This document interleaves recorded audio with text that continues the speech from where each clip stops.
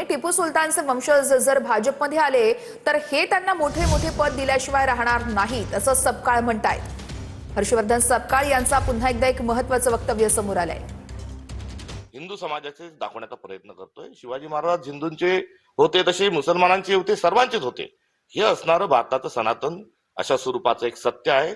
संविधानिक मूल्य ही त्याच पद्धतीची आहे। तर या अनुषंगाने ते खेळ करत असताना मला या ठिकाणी अजून याच्या दुडीला उत्तर देत असताना सांगायचंय की शिवाजी महाराज जेव्हा हिंदवी स्वराज्य स्थापन करायला निघाले होते तर ही जी आहे भाजपची आजची जी पिल्लावळ आहे यांचे वंशज काही शिवाजी महाराजांसोबत नव्हते। सर्वच्या सर्वच हिंदू शिवाजी महाराजांबरोबर होते असंही नाही। हिंदू शिवाजी महाराजांच्या सैन्यामध्ये दलित होते, ओबीसी होते, वेगवेगळ्या जाती धर्मांचे होते, अगदी मुस्लिमही त्यांच्या सैन्यामध्ये होते।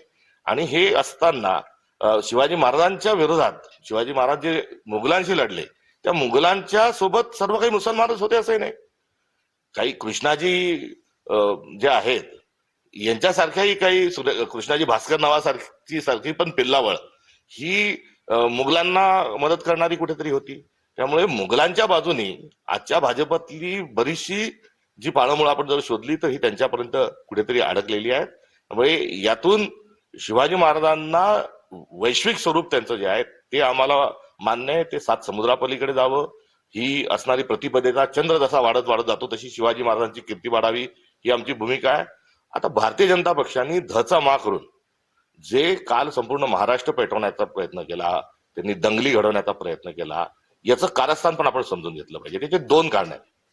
पहिलं कारण आहे की एल्फिस्टन जे फाईल आहे त्यामध्ये बरंच काही दडलेलं आहे आणि खूप गोप्यस्फोट हळूहळू होणार आहे।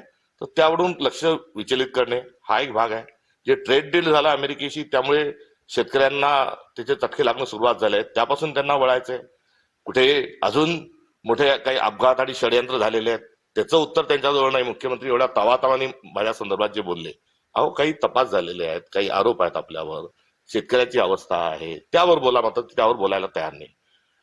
आणि हा जो भाग आहे तर यावर त्यांना कुठेतरी पडदा टाकायचा आहे म्हणून हा एक नाहक कुठलाच अर्थ नसणारा एक वाद त्यांनी उपस्थित करण्याचा प्रयत्न केला। तर दुसरीकडे निवडणुका झाल्या, 12 जिल्हा परिषदा झाल्या, काहीच राहिल्यात, 288 नगरपालिका झाल्यात, 29 महानगरपालिका झाल्या।